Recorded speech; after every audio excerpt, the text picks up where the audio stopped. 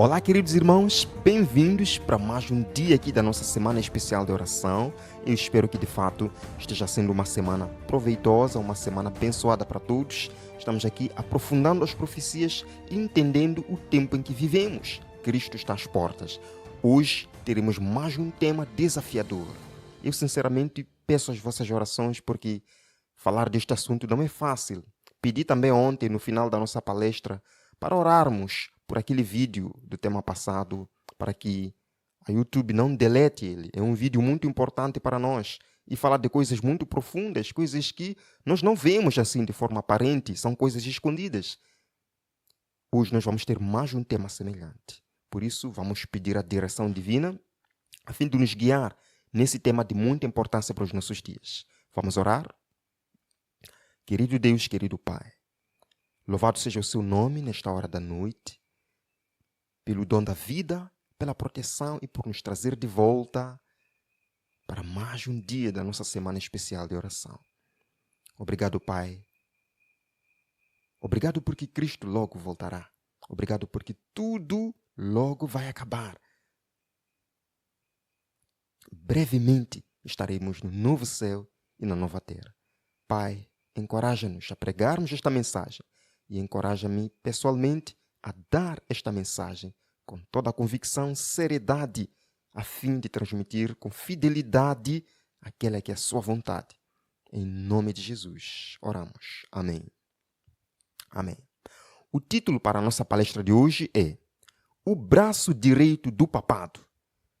No estudo passado, nós falamos sobre os assassinos do papado. Vimos que os jesuítas são os assassinos do poder papal, que fizeram muita coisa no passado, mataram muitas pessoas, todos aqueles que não se enquadravam ao seu esquema, todos aqueles que não se enquadravam aos seus projetos diabólicos, eram mortos, eram assassinados, eram envenenados. E nós vamos continuar hoje, descobrindo mais um poder descrito em Apocalipse 13, que vai dar o seu braço ao papado, a fim de cumprir a última profecia final. Irmãos, nós estamos vivendo agora um terreno profético. Vejamos, em Apocalipse 13 são descritos dois poderes. O primeiro é a besta que subiu do mar. Entendemos muito bem que é o poder papal, que recebeu a ferida mortal, mas que foi curada. Outro poder que aparece em Apocalipse 13 é uma besta que surgiu da terra. Agora nós precisamos entender quem é este poder, o que ele fará no futuro, o que está fazendo agora, preparando o mundo para o grande ponto final, meus irmãos, o grande conflito final. Queremos ver agora a diferença entre a besta do mar e a besta da terra para conseguirmos compreender quem é esse poder, certo? Apocalipse 13, verso 1. Vi emergir do mar uma besta que tinha 10 chifres e 7 cabeças, e sobre os chifres 10 diademas, e sobre as cabeças nomes de blasfêmia. Vimos muito bem, este é o poder papal, certo? A Bíblia está a dizer que surge do mar, é a característica desta besta do mar. Ela surge do mar. É um poder que surgiu no meio das nações da Europa. Mas, em Apocalipse 13, verso 11, é descrita outra besta, e esta já não surge do mar. É dito assim: vi ainda outra besta emergir da terra. Possuía 2 chifres, parecendo cordeiro, mas falava como dragão. Uau, interessante. A Bíblia está a dizer que apareceu agora uma besta que surgiu da terra.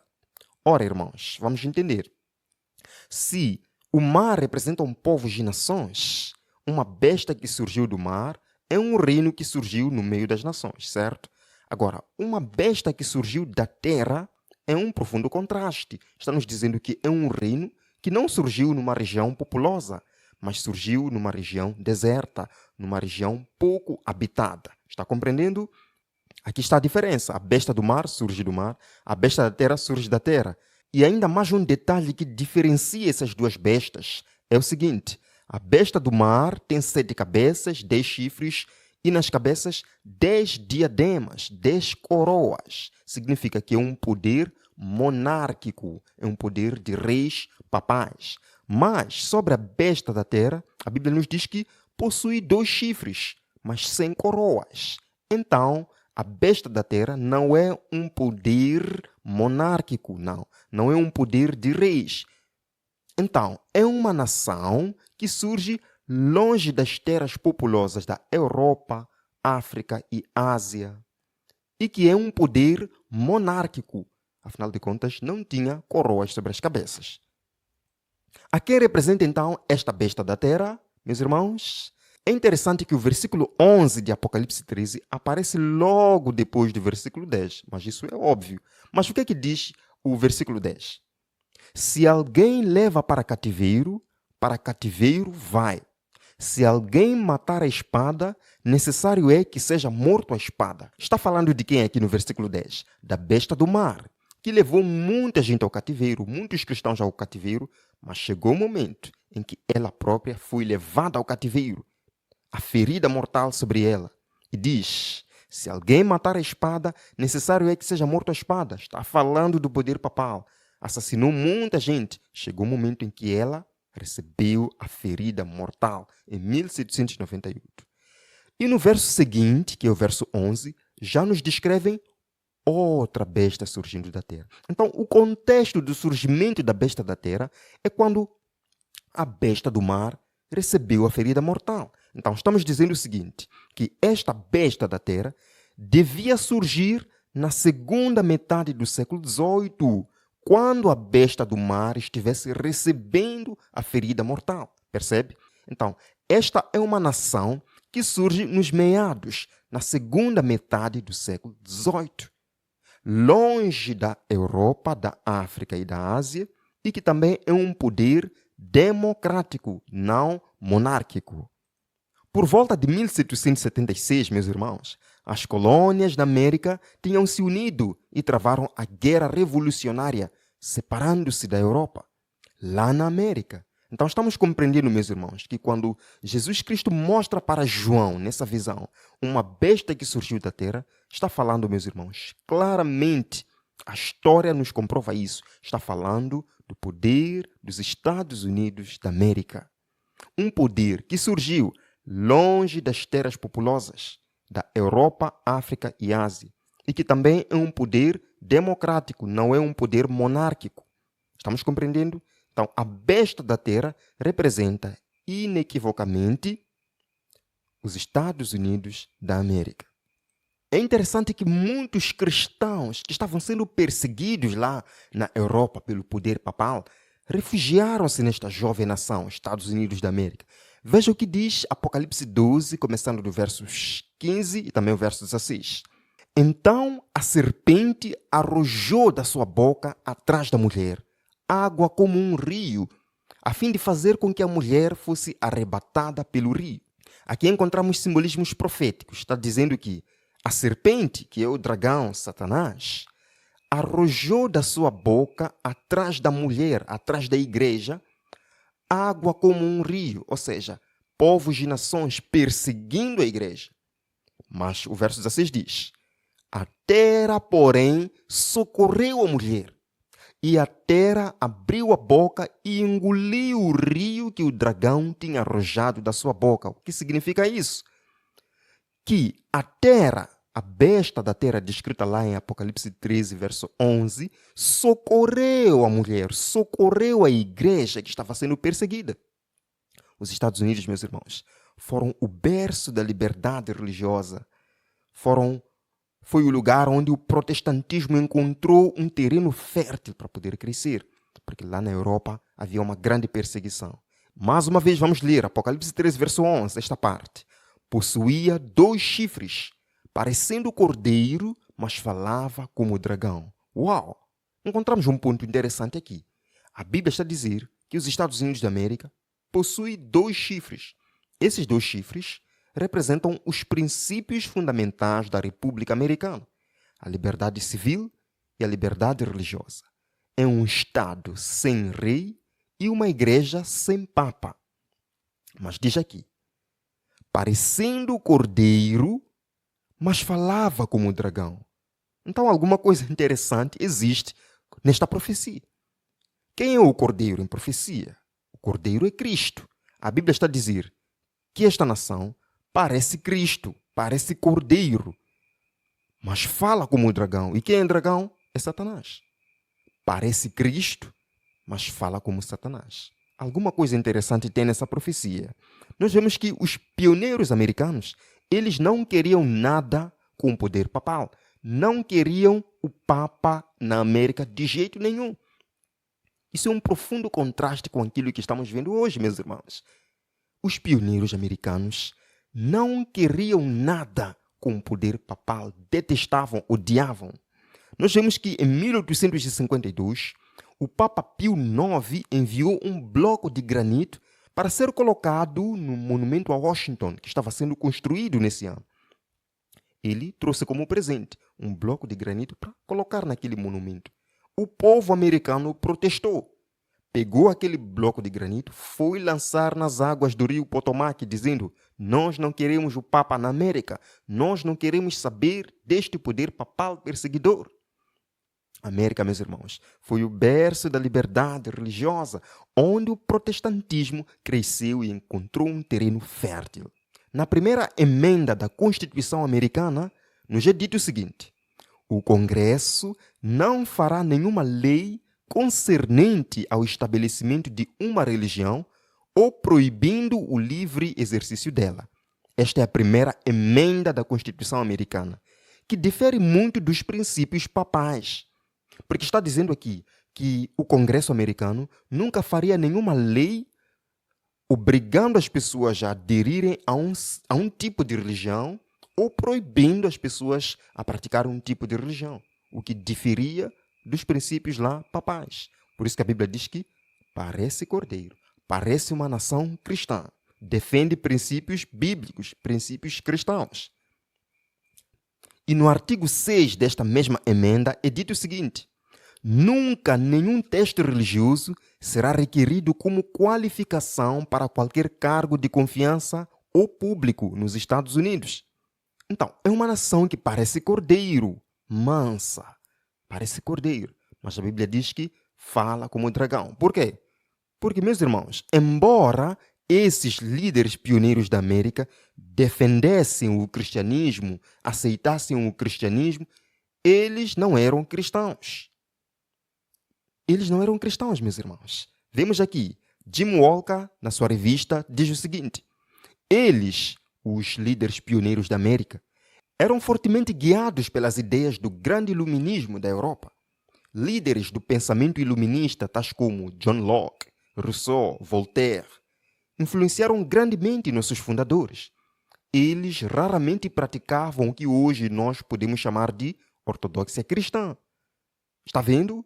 Então esses homens, embora aceitassem o cristianismo e liberassem que o povo praticasse o cristianismo, eles, pessoalmente, não eram cristãos, eram iluministas. E continuam.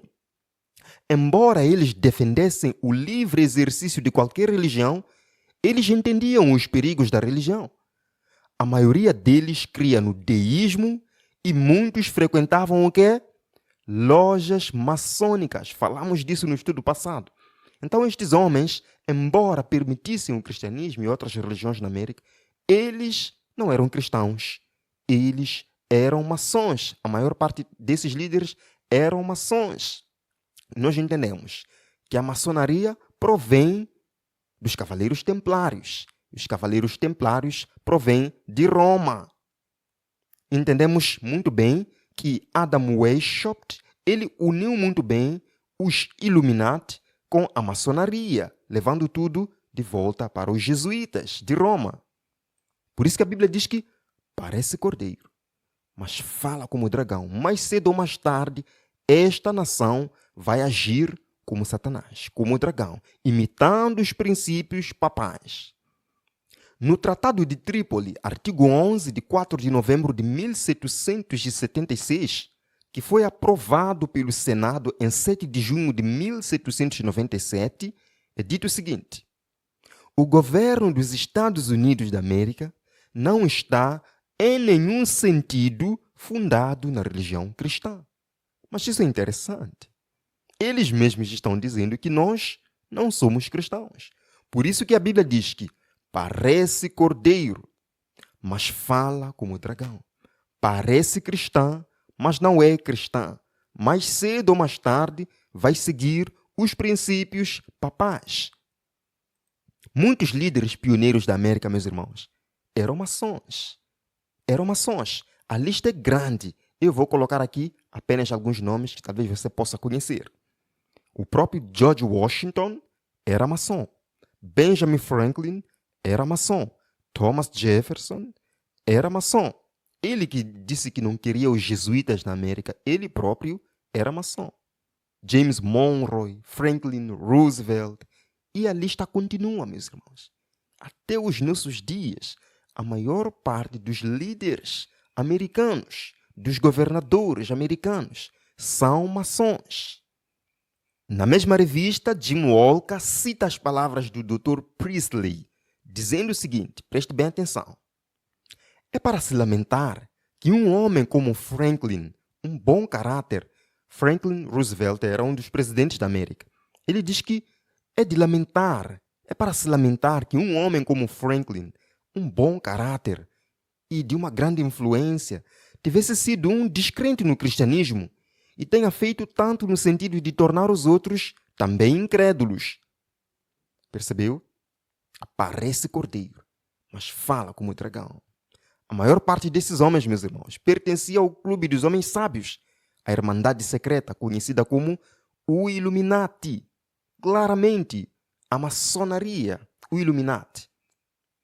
Este monumento que nós vemos aqui, que é um monumento a Washington, é uma representação do pênis, que é adorado na maçonaria como símbolo da fecundidade da natureza.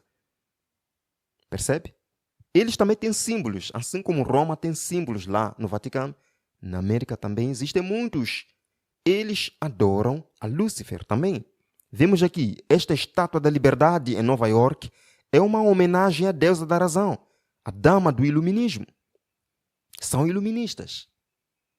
Vemos aqui, na nota de $1, escrito aí, In God we trust, em Deus nós confiamos. Mas os próprios livros da maçonaria nos dizem que o Deus que vem escrito aí nessa nota não é o Deus da Bíblia. Ora, isso é interessante. Se não é o Deus da Bíblia, quem é? Seria Lúcifer? Nós vemos aí na nota de $1 aquele desenho da pirâmide inacabada, coroada lá em cima com o olho que tudo vê, o olho de Lúcifer. E nós vimos que este símbolo do olho que tudo vê é um símbolo também das sociedades secretas, é um símbolo do Illuminati, é um símbolo também dos jesuítas. Eles estão trabalhando juntos nos bastidores, meus irmãos. Por isso que a Bíblia diz que parece cordeiro, embora defenda princípios cristãos, um dia vai agir seguindo os princípios papais. Quem foi que colocou o olho que tudo vê na nota de $1? Leia comigo aqui. Uma das mais significantes realizações de Franklin Roosevelt, que foi 4 vezes eleito presidente dos Estados Unidos, e Henry Wallace, foi a revolucionária mudança no desenho da nota de $1. O que fizeram eles? O olho que tudo vê, de Horus, o grande deus sol egípcio, escute bem, o grande deus sol egípcio e a pirâmide inacabada do iluminismo foram pela primeira vez impressos na nota de $1 a partir de 1933. A inscrição em latim Novus Ordo Seclorum, ou seja, a nova ordem secular, foi inscrita na nota de $1 diretamente sobre a pirâmide. Então, Franklin Roosevelt colocou estes sinais jesuítas na nota de $1. Eles estão trabalhando juntos? Sim, meus irmãos, estão trabalhando juntos. O versículo 12 nos diz, Apocalipse 13, exerce toda a autoridade da primeira besta na sua presença, faz com que a terra e os seus habitantes adorem a primeira besta, cuja ferida mortal fora curada. Irmãos, este é um dos textos mais claros da profecia. A Bíblia está nos dizendo que os Estados Unidos da América exercem toda a autoridade da primeira besta, que é o poder papal, hoje. Quem que manda no mundo agora mesmo? Aparentemente, quem que manda no mundo? Estados Unidos da América. Quem que dita as regras do jogo? Estados Unidos da América, aparentemente. Exerce toda a autoridade do poder papal hoje. Mas vai fazer uma coisa, com que toda a terra e os seus habitantes adorem a primeira besta descrita em Apocalipse 13, que é o poder papal, a besta do mar. Irmãos, estamos diante disso agora. Os Estados Unidos da América vai reunir todos os seus esforços para fazer com que toda a terra adore a primeira besta, cuja ferida mortal foi curada, aquela besta que recebeu ferida mortal em 1798, mas que teve a cura da ferida mortal em 1929. Isso está claro, irmãos. Isso está tão claro que nem preciso falar muito. Como é que eles vão conseguir então isso? Nós dissemos que os Estados Unidos da América queriam a distância do papado, mas ao longo do tempo, esse distanciamento, meus irmãos, foi se diminuindo. O papado foi entrando aos poucos nos Estados Unidos da América. E hoje são os Estados Unidos da América que diz que nós queremos fortes relações diplomáticas com a Santa Sé. Isso é incrível, meus irmãos. Agora, como é que eles vão fazer isso? Neste livro aqui, de um jesuíta católico, nos é dito: Pio XI está bem consciente de que a Igreja Católica não pode jamais sonhar em dominar novamente o mundo civilizado até que a América se ajoelhe humilde e penitente aos seus pés. Compreendeu, meu irmão? O poder papal sabe muito bem que para poder voltar a dominar o mundo, precisa colocar hoje a nação mais poderosa, os Estados Unidos da América, aos seus pés. Por isso que eles estão reunindo todos os seus esforços para a América, como veremos aqui. Neste livro é dito o seguinte: a campanha católica pela América, que é a CCA, foi fundada em 1991 com a missão de... Escute muito bem, meu irmão, a missão que os católicos têm na América. Com a missão de ativar os cidadãos americanos católicos, aumentar a influência eleitoral católica na formulação de estatutos e chamar a atenção pública para a riqueza e beleza dos ensinos católicos. Então existe na América, meus irmãos, pessoas que estão trabalhando para o Papa, pessoas que estão trabalhando para levar todo mundo de volta para Roma. Esta campanha católica pela América diz aqui que a missão dela é ativar os cidadãos católicos na formulação de estatutos na América, que venham a ser estatutos parecidos com os princípios papais. Agora vejamos, meus irmãos, esta é uma pesquisa antiga. Eu acredito que nos nossos dias, em 2021, as coisas mudaram muito e cresceram muito. 10% da população europeia participava às missas católicas. 10%. Mas na América, no mesmo ano, 54% da população participava às missas católicas. Então nós vemos que o papado está colocando todo o seu investimento na América, que é a maior potência nos nossos dias, a fim de tornar a América num país católico. Neste livro, na página 150, é dito o seguinte: a presente fase da ação católica é animar os católicos a se lançarem na política. Queridos irmãos, o poder papal quer que os católicos na América se lancem na política. É necessário que nossas autoridades públicas percebam que nós somos uma potente corporação de cidadãos sob a bandeira da Igreja Católica. Então existem candidatos católicos que são eleitos por aí, cujo objetivo é levar a América de volta a adotar os princípios católicos? Sim. Esse é o projeto católico na América, é o projeto papal, o projeto jesuíta. São palavras de Richard John. Ele diz o seguinte: nós, católicos, estamos aqui na América a fim de mudar a maneira como as coisas têm sido feitas por tanto tempo na América. Percebeu, irmão? Estão na América para mudar as coisas como têm sido feitas por tanto tempo na América. Que coisas são essas? Liberdade civil, liberdade religiosa. Tudo que o papado mais odeia, eles estão lá para mudar essas coisas e levar de novo o mundo para a supremacia papal, para as trevas da Idade Média. Continua. Os católicos têm uma responsabilidade distinta, porque somos muitos e temos uma missão. São muitos e têm uma missão. Qual é essa missão? Levar todo mundo de volta para Roma. Roma, sempre Roma. E nós vemos esta estatística, meus irmãos. Em 1995, eram 57 milhões de católicos só na América. São muitos. E em 2005, o número subiu para 70 milhões. Subiu. São muitos.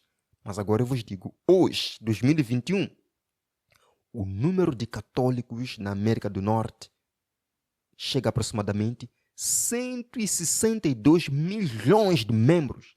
Então eles estão trabalhando muito, estão colocando em prática o plano jesuíta de transformar a América num país católico que adota princípios papais, de tirania papal.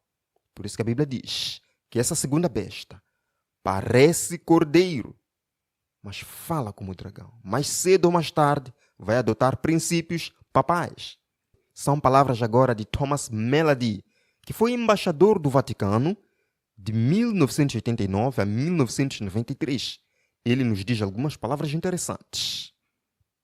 Os leigos católicos têm a obrigação de fazer uma campanha para incorporar os ensinos básicos do catolicismo nas leis legislativas, institucionais e legais, tradições e leis do país.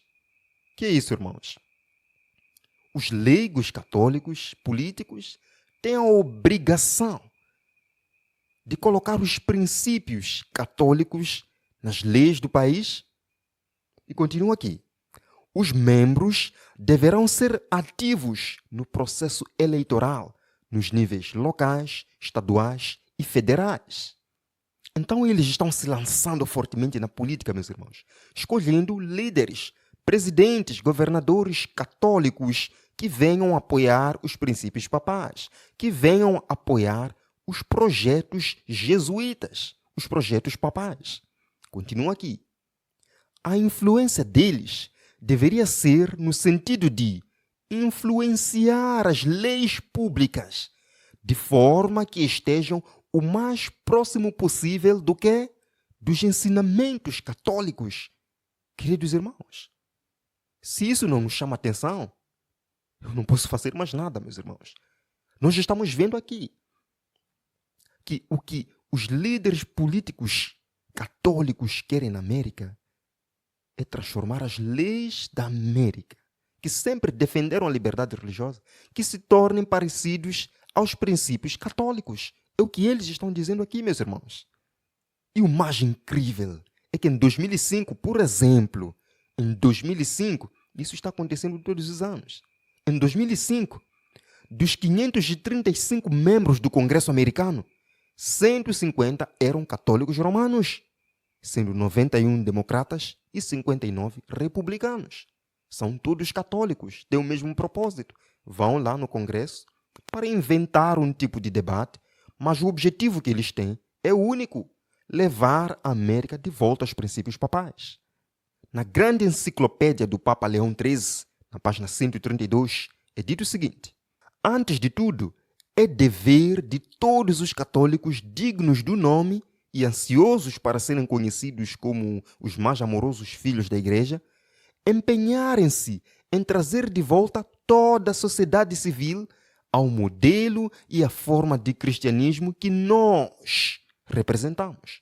O que ele está dizendo aqui é que todo membro católico tem a obrigação de trazer toda a sociedade civil de volta a um modelo de cristianismo que o papado representa.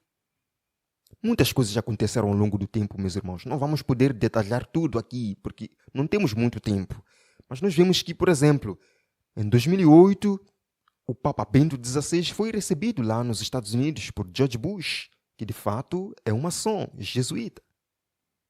Ele foi recebido e veio festejar os seus 81 anos na Casa Branca com aproximadamente 9.000 convidados, governadores, ministros. Meus irmãos, Alguma coisa estranha está acontecendo na América, meus irmãos. As coisas estão mudando rápido. Aqui está a grande festa que Bento XVI recebeu. Agora, mas um jesuíta vai nos dizer alguma coisa muito importante. Neste livro, é dito que sua linguagem, a linguagem de quem? A linguagem do poder papal hoje, sua linguagem tem se tornado um pouco mais moderada, mais civilizada, mas por detrás dessa linguagem o pensamento permanece o mesmo. Roma se encurva para conquistar. Ela procura tanto quanto possível crescer na estima pública, revelando uma falsa pretensão de interdenominacionalismo. Quando o Papa aparece agora, com os muçulmanos, conversando com eles, se ajoelhando do jeito que eles se ajoelham. Quando ele vai para a China, vai se encontrar com os budistas. Vai para a Índia, vai se encontrar com os hindus. Ajoelha com eles, adora os seus deuses. Este jesuíta está nos dizendo que tudo isso é falso. É uma falsa pretensão de interdenominacionalismo. O Papa crê que somente a Igreja Católica é a única verdadeira, com a exclusão de toda a outra forma de culto. Meus irmãos, estamos vivendo agora nesse tempo. Por exemplo, em 2014, falaremos disso melhor na próxima palestra, onde vamos falar do ecumenismo e ecumenismo. Nós vemos que em 2014 apareceu lá na América este bispo chamado Tony Palma. Ele faleceu há alguns anos atrás. Ele chegou lá, convidou muitos pastores, bispos americanos e disse para eles que o protesto acabou. Agora vocês são católicos de novo. E todos gostaram daquilo, aplaudiram e fizeram uma prece ao Papa Francisco. Seja bendito. Veremos melhor isso amanhã. E é estranho que muitos líderes protestantes da América estão agora se rendendo aos pés do poder papal.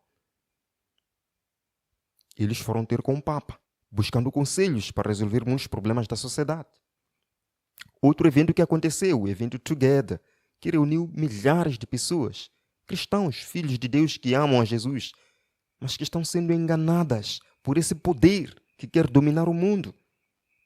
Então, o Papa está reunindo diferentes religiões, diferentes pessoas, diferentes crenças. Mas, conforme disse aquele jesuíta, tudo isso é falso. O Papa se encurva para dominar.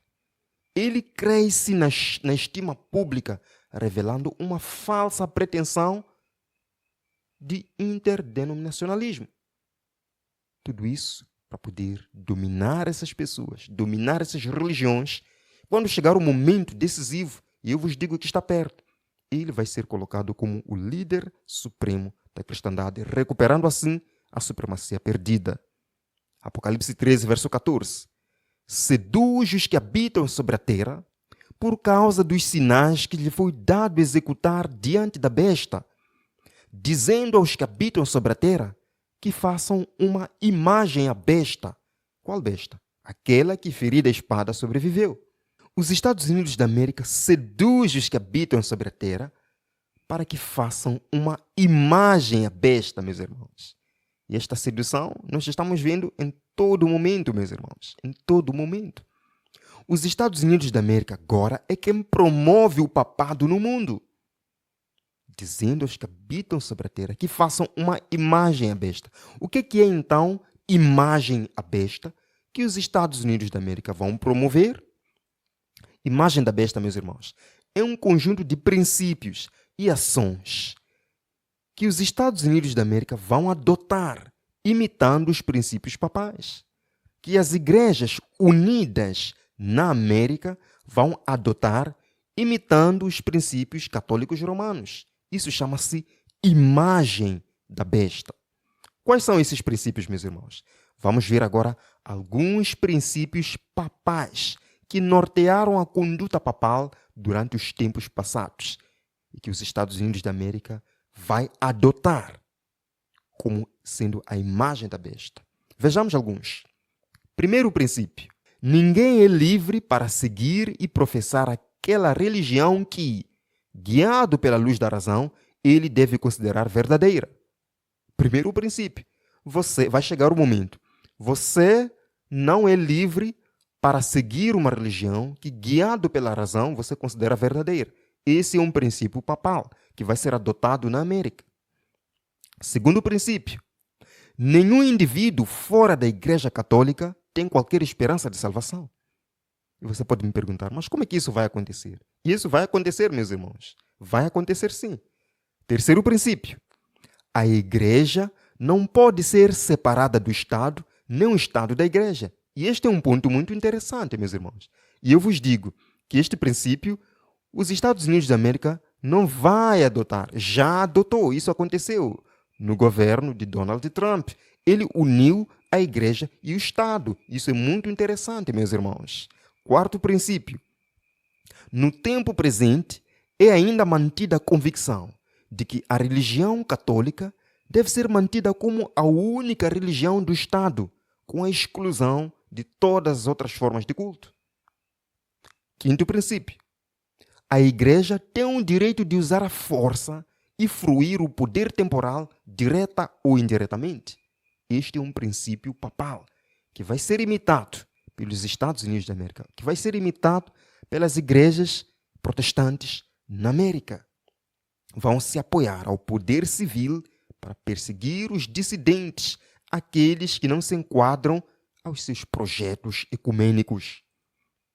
No livro Eventos Finais, página 115, Ellen White diz o seguinte: quando as principais igrejas dos Estados Unidos, ligando-se em pontos de doutrinas que lhes são comuns, influenciarem o Estado para que imponha seus decretos e lhes apoie as instituições, a América protestante terá então formado uma imagem da hierarquia romana, e a inflição de penas civis aos dissidentes será o resultado inevitável. Compreendemos todos? Compreendemos todos?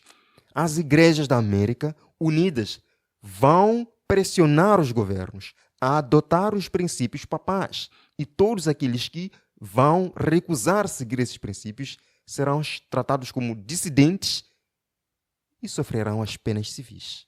Isto é muito sério. Mais um texto no livro O Grande Conflito. A imposição da guarda do domingo pelos protestantes é uma obrigatoriedade do culto ao papado. No próprio ato de impor um dever religioso por meio do poder secular, formariam as igrejas mesmas uma imagem à besta. Daí a obrigatoriedade da guarda do domingo nos Estados Unidos equivaler a impor a adoração à besta e a sua imagem. Percebemos esta parte? Imagem da besta é o conjunto de princípios que as igrejas lá na América vão adotar imitando os princípios papais. Isso chama-se imagem da besta. Outro princípio, meus irmãos, outro princípio papal, que será o último para esta palestra. Quando desafiada pela heresia, ela, a igreja, não se satisfaz com a persuasão. A Igreja Católica não se satisfaz com a persuasão, ficar persuadindo as pessoas para aceitarem as suas doutrinas. O que é que ela faz? Ela recorre à força, ao castigo corporal, à tortura. Ela cria tribunais semelhantes aos da Inquisição. Ela busca as leis do Estado para o seu auxílio. Escute bem, se necessário, ela promove cruzadas ou a guerra religiosa. Queridos, se necessário para extirpar os hereges da terra, a igreja promove cruzadas ou a guerra religiosa. Tudo isso para extirpar, para exterminar da terra os hereges, aqueles que não aceitam a sua supremacia, que não aceitam os seus princípios, as suas doutrinas. Eles fizeram isso, meus irmãos. Ao longo da história, este poder matou os hereges. Isso vai se repetir no futuro. Vejamos, Roma estava por detrás da Guerra Civil Americana, meus irmãos. A guerra civil que aconteceu nos Estados Unidos da América, quem estava por detrás disso? Roma, os jesuítas. Vemos aqui palavras de Abraham Lincoln. Ele disse o seguinte: essa guerra nunca seria possível sem a influência sinistra dos jesuítas. Devemos ao papado que agora vemos nossa terra avermelhada com o sangue de seus filhos mais nobres. Encontramos neste livro aqui, 50 Years in the Church of Rome. Quem estava por detrás da guerra civil na América, meus irmãos? O papado, com seus objetivos para restaurar sua supremacia. Mas um texto, o próprio Lincoln disse: infelizmente, sinto cada vez mais todos os dias que não é somente contra os americanos do Sul que estou lutando, é mais contra o Papa de Roma, seus perfumados jesuítas e seus escravos cegos e sedentos de sangue. Se necessário, ela promove cruzadas ou a guerra religiosa, e eles promoveram esta. Tudo isto para voltar a dominar. E a Bíblia nos diz que nos últimos dias, este poder vai protagonizar uma grande guerra contra aqueles que guardam os mandamentos de Deus e têm um testemunho de Jesus. Mas esta guerra civil americana não foi a única que eles promoveram tudo isso para dominar. Vejamos, meus irmãos, a Primeira e a Segunda Guerra Mundiais. Quem estava por detrás da Primeira Guerra Mundial? Papa. Quem estava por detrás da Segunda Guerra Mundial? O Papa e os jesuítas, sedentos de sangue. Vejamos, meus irmãos, neste livro de Alberto Rivera, é dito o seguinte: de fato, os papas se envolveram ou instigaram a maioria, se não todas as guerras europeias ao longo dos séculos. Eles estavam envolvidos em tudo, meus irmãos, nas guerras europeias. Primeira e Segunda Guerra Mundial, eles estavam lá. Tudo isso para recuperar a supremacia perdida. Agora, como é que começou a Primeira Guerra Mundial, meus irmãos? A maior parte dos livros de história não contam muito bem. Dizem que tudo começou com o assassinato de Franz Ferdinand, o arquiduque. Mas algo aconteceu antes disso, meus irmãos. Algo aconteceu. Isto começou quando, em 1894, a França abandonou o rei católico e fez aliança com o czar na Rússia. Meus irmãos, czar havia expulso todos os jesuítas romanos da Rússia. Isso estava provocando o poder papal, que, embora naquele tempo havia recebido a ferida mortal, mas ainda tinha muitos membros católicos e queria ainda ter influência na Europa. Isto provocou o poder papal. Por causa daquilo que Alexandre I fez de expulsar os jesuítas da Rússia, 5 anos depois daquele incidente, ele foi envenenado pelos jesuítas. Entrou então o sucessor, Alexandre II, o czar Alexandre II, que também afastou todos os jesuítas, afastou Roma da Rússia. Por causa disso, também foi envenenado. Foi envenenado, meus irmãos. Nesse tempo, a Igreja Ortodoxa grega, que Alexandre II era protetor, estava crescendo muito. Isso estava criando uma dor de cabeça para o poder papal, meus irmãos. Agora, como acabar com tudo isso? Como acabar com o crescimento da Igreja Ortodoxa cristã? Acabar com essa aparente derrota do poder papal e do crescimento da verdade? Com a Primeira Guerra Mundial. Irmãos, em 28 de junho de 1914, foi assassinado o arquiduque Franz Ferdinand em Sarajevo, isto na Bósnia-Herzegovina. Ele foi assassinado. Mas o mais interessante é que a pistola que foi usada para assassinar este arquiduque foi encontrada nas mãos dos jesuítas. E as roupas manchadas de sangue também foram encontradas nas mãos dos jesuítas. Será que eles estavam por detrás disso? Meus irmãos, o povo de Sarajevo era predominantemente sérvio e eles eram cristãos ortodoxos, inimigos de Roma. Está percebendo? Eram inimigos de Roma, eles viviam em Sarajevo. O assassino daquele arquiduque e seus cúmplices também eram da Sérvia. O governo austro-húngaro exigiu que os culpados fossem julgados por eles em Viena, mas os sérvios recusaram isso. Foi então que o governo austro-húngaro decretou guerra. Assim começou a Primeira Guerra Mundial, meus irmãos. Agora, algo interessante é que o Papa sempre esteve por detrás disto. Os jesuítas estiveram por detrás disso. Vemos neste livro aqui, de Edmond Paris, o livro com o título O Vaticano contra a Europa. Ele diz: o Papa, em seu ódio aos cristãos ortodoxos, incentiva continuamente o imperador Francis Joseph da Áustria-Hungria a castigar os sérvios. Quem que estava incentivando para castigarem os sérvios? O Papa. Interessante, não acha? No mesmo livro é dito o seguinte: portanto, a responsabilidade pelo crime está além da dúvida. Um crime enorme que, ao longo de um período de 4 anos, foi jogar no cemitério milhões de cadáveres cristãos, toda a flor da juventude da Europa, e um mais odioso por ser completamente premeditado. Pode-se dizer muito especificamente que em 1914, a Igreja Romana iniciou a série de guerras infernais.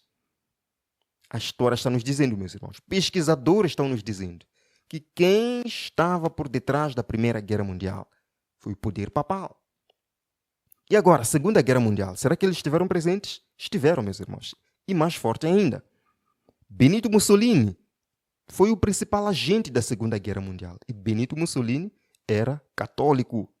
Benito Mussolini foi ele quem assinou com Pietro Cardinal Gaspari o Tratado de Latrão, restaurando a supremacia, restaurando o Estado do Vaticano em 1929. Foi ele. Interessante que o Papa falou palavras muito bonitas para apoiar Mussolini. Vejamos mais umas palavras aqui. Neste livro, Mussolini está avançando rapidamente e com força militar, conquistará tudo em seu caminho. Mussolini é um homem maravilhoso, você ouviu? Um homem maravilhoso, o futuro é dele.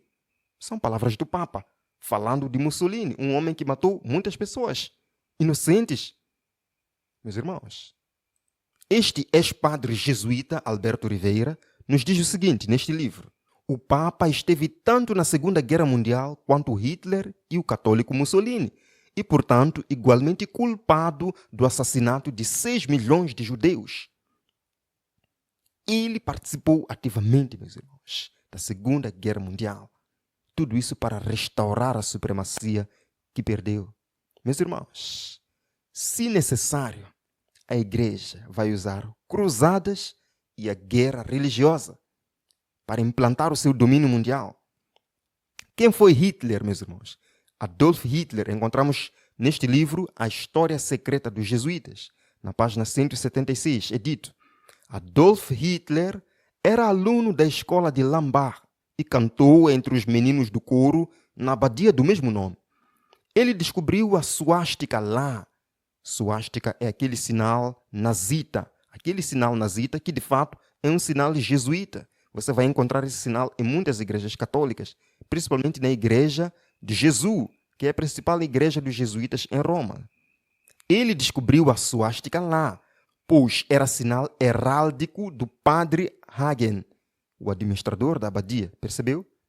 Ele encontrou aquele sinal nazita num colégio católico, onde ele se formou. Alberto Rivera, neste livro The Godfathers, ele diz: nós, jesuítas, quando ele estava sendo instruído como um jesuíta, alguém falou para ele: nós, jesuítas, construímos um plano mestre que não apenas aniquilaria os judeus europeus, mas também tornaria o mundo contra eles.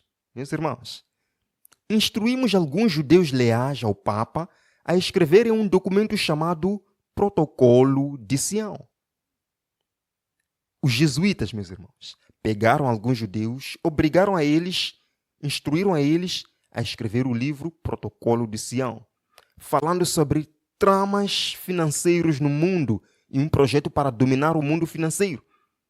Como resultado disso, muitos judeus foram odiados na Europa. Mas quem foi que escreveu esse livro? Foram os jesuítas.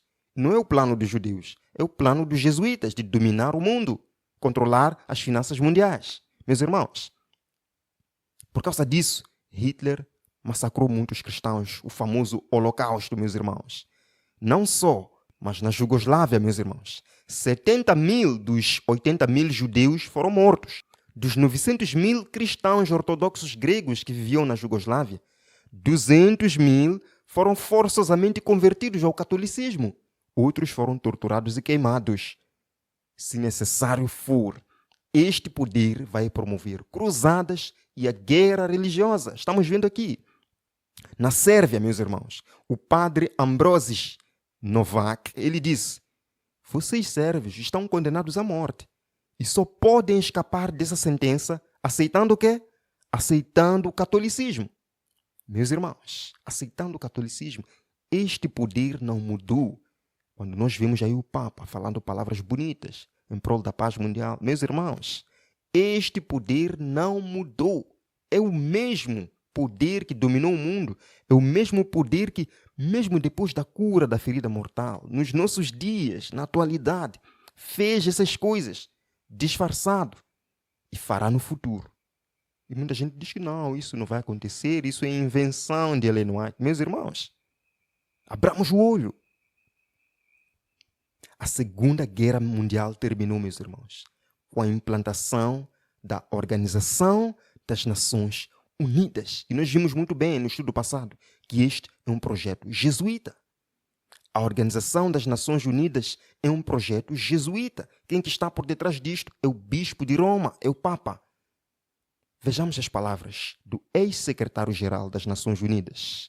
Ele disse o seguinte: eu creio firmemente hoje que o cumprimento de nossa futura paz, justiça, felicidade e harmonia neste mundo não dependerá de um governo mundial, mas de um governo divino ou cósmico.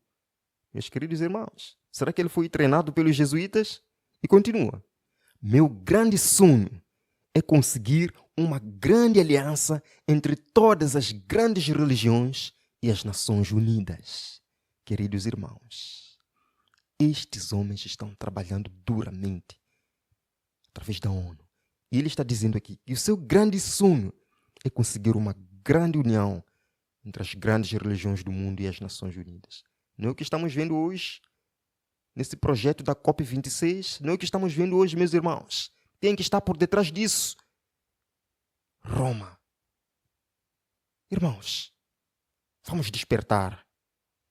Falou este general Lafayette, que foi um militar que lutou pela independência dos Estados Unidos da América. Ele falou isso, que era uma profecia. Era uma profecia, meus irmãos.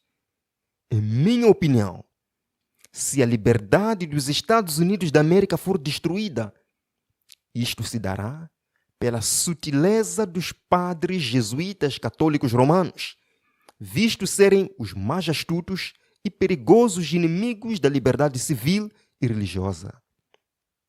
A América vai perder a liberdade? Sim, a Bíblia nos diz que isso vai acontecer.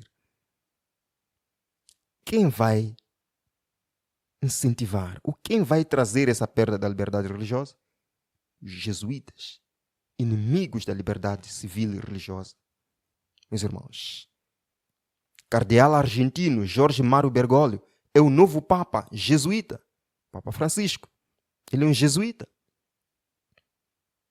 Ele fez o juramento jesuíta de dominar o mundo, destruindo o protestantismo, meus irmãos. Mais notícias aqui. Foi nomeado um jesuíta como o cabeça da Comissão da Liberdade Religiosa na América. Isto aconteceu em 2016. Barack Obama nomeou este homem, um jesuíta, para ser o cabeça da liberdade religiosa na América. O que é que um jesuíta entende sobre liberdade religiosa? Meus irmãos, Apocalipse 13, verso 15. E foi-lhe dado comunicar fôlego à imagem da besta, para que não só a imagem falasse, como ainda fizesse morrer quantos não adorassem a imagem da besta. Meus irmãos, estamos chegando ao momento em que você terá que tomar uma decisão. Ou permanecer em pé, como os 3 amigos de Daniel, diante daquela estátua, diante daquela imagem, ou se encurvar e adorar a imagem. A Bíblia está nos dizendo: ou você vai adorar a imagem, ou você será morto, meu irmão. Estamos chegando nesse tempo. Mas uma coisa que eu quero dizer para lhe encorajar. O Deus que libertou Sadraque, Mesaque e Abednego da fornalha de fogo, quando o rei Nabucodonosor decretou que todos adorassem aquela imagem e quem não adorasse fosse lançado na fornalha, aquele Deus que fez aquele milagre é o mesmo Deus hoje. Jesus Cristo é o mesmo. Os seus milagres são uma realidade hoje, tanto como foi naqueles tempos, meus irmãos. Não temos nada a temer. Deus nunca abandona aqueles que são fiéis. As fogueiras estão sendo acesas. As fornalhas estão sendo preparadas para os que guardam os mandamentos de Deus e têm um testemunho de Jesus. Mas isto não é para nos assustar, meus irmãos. Porque é nos momentos de maior crise que Deus manifesta a sua glória. São nos momentos de perseguição. E neste momento final que Deus vai se manifestar de forma pessoal na sua igreja.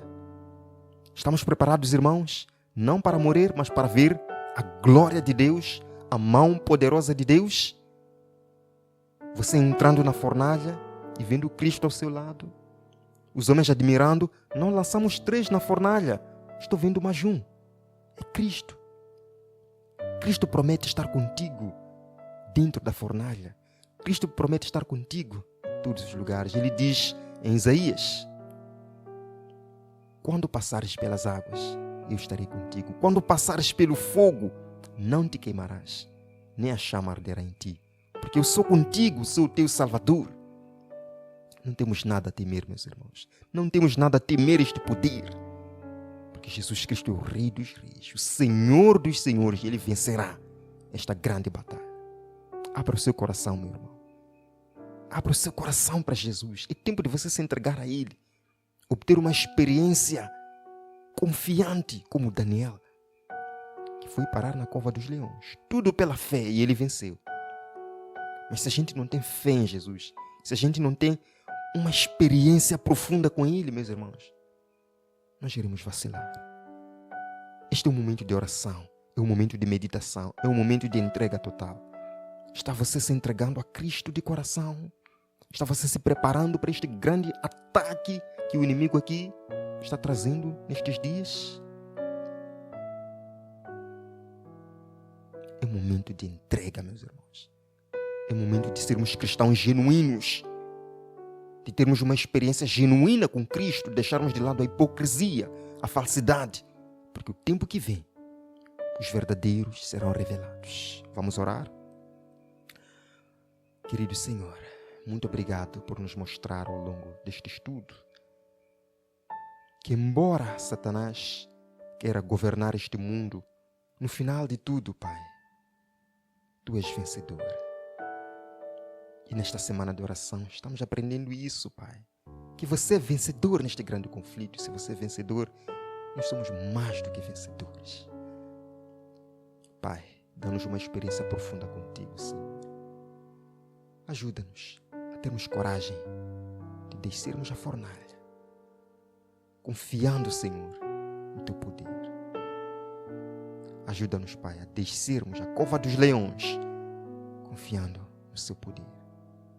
Ajuda-nos, Pai, a sermos cristãos genuínos, verdadeiros, que sabem dizer não, que sabem, Senhor Deus, colocar-se em seu lugar, dizer: nós não adoraremos a imagem de ouro. Senhor, abençoe sua igreja, Pai. Dá força aos nossos líderes, a fim de pregarmos juntos esta mensagem e abreviarmos sua vinda. Abençoe cada irmão que está participando desta semana de oração. Jesus, Tu conheces as lutas e batalhas que cada um tem. Responda aos anseios, Senhor. Você conhece os medos que cada um tem. Responda, Senhor Deus. Que seja feita a Sua vontade em nossas vidas. Cada dia, entregamos tudo nas Tuas mãos. Em nome de Jesus. Que Deus seja louvado. Amanhã, sexta-feira, vamos ter o nosso penúltimo tema. Vamos falar sobre o grande movimento para a imposição do decreto dominical. O que está acontecendo nos nossos dias? Como é que este poder jesuíta católico romano, o que ele está fazendo agora, meus irmãos, para o cumprimento da grande profecia final? Te vejo amanhã.